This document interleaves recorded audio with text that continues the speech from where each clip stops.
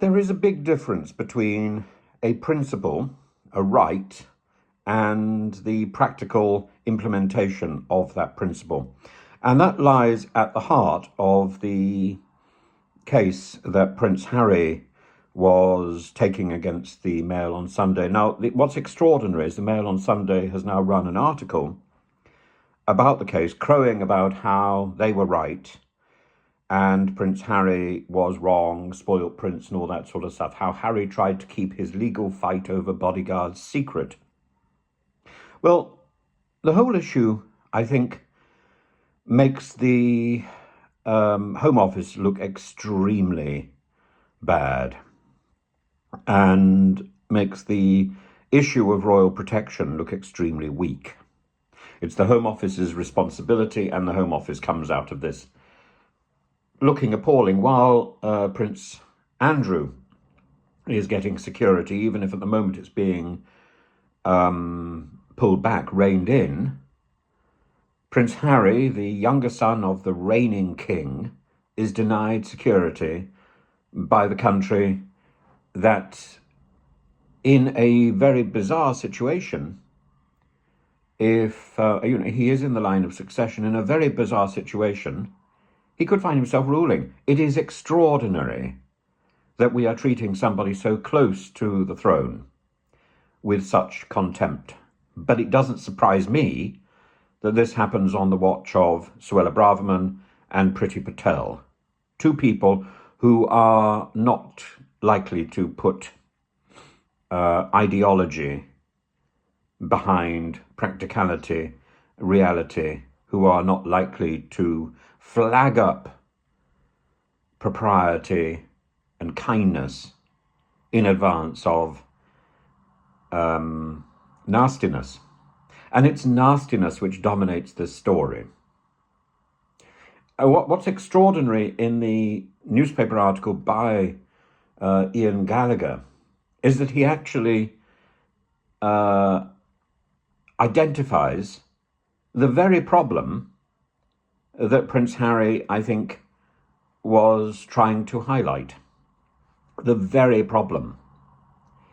And he explains how the Duke of Sussex was anxious about the loss of private security. He highlights the unveiling of the statue of Diana, the Princess of Wales, by Harry and William, and how the day before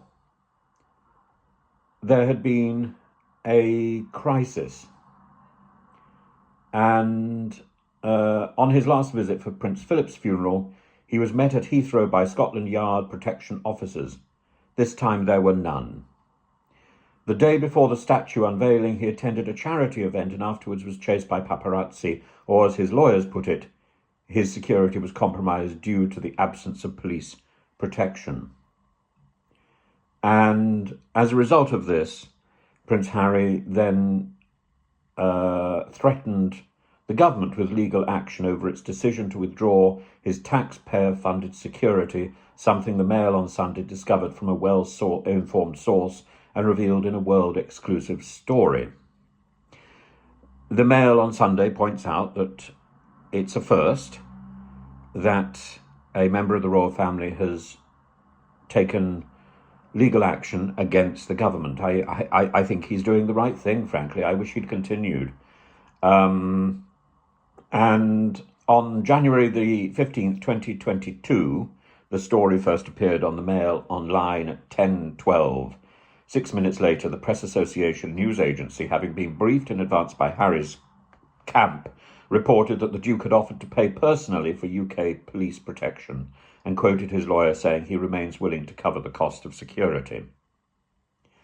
Now, the Mail on Sunday and the Mail Online dispute this. They say that there is no evidence that Prince Harry had in fact offered to pay personally for UK police protection. That personal offer was still rejected by the Home Office.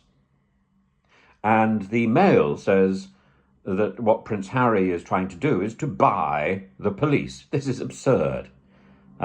If Prince Harry is not offered protection by the taxpayer system, then he's simply offering to pay for it.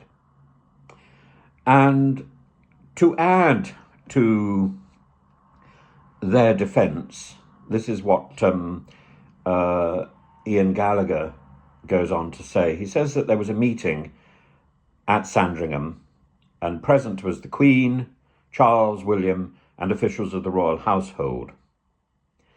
And at no point, or there was no such offer to pay recorded or memoed. And the Queen's private secretary, Sir Edward Young, says, Harry made clear to me at the Sandringham meeting that he and his wife were not in a position to privately fund security arrangements until they were independently earning. In other words, that issue was absolutely discussed, and those were the terms. Harry had offered to pay for his private security, but only when he was sure they were independently earning. That was the offer. And that is there in black and white in the Mail on Sunday piece. But the Mail on Sunday spins it, so it looks as if Harry is concocting some sort of baloney story after the event. No!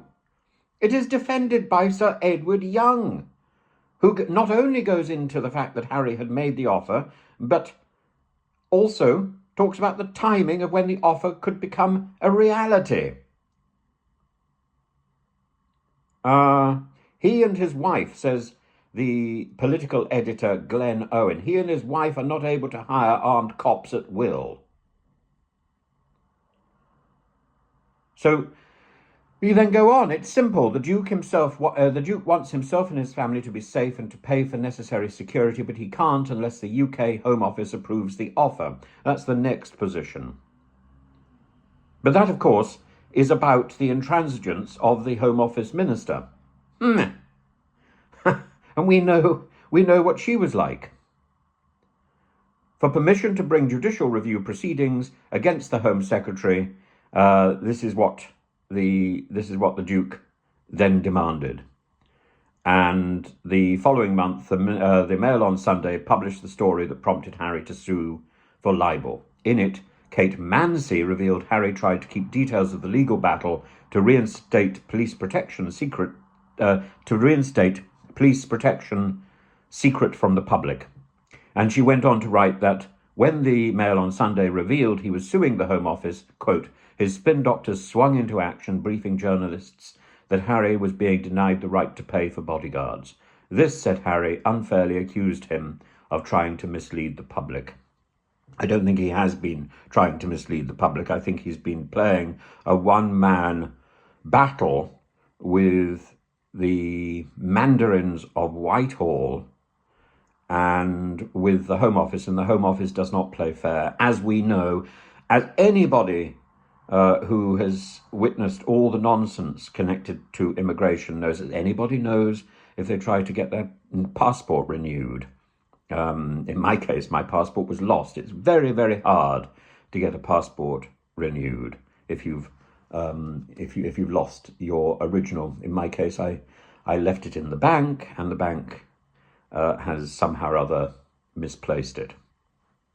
Well, I suppose it can happen to anybody, but this is a few months ago now, and I still don't have a passport. It's an absurdity, isn't it? Isn't it an absurdity? It's all down to the leadership of the Home Office. I think Harry is doing a good thing by setting a new standard of suing the Home Office. We should all sue the Home Office. It's not doing its job.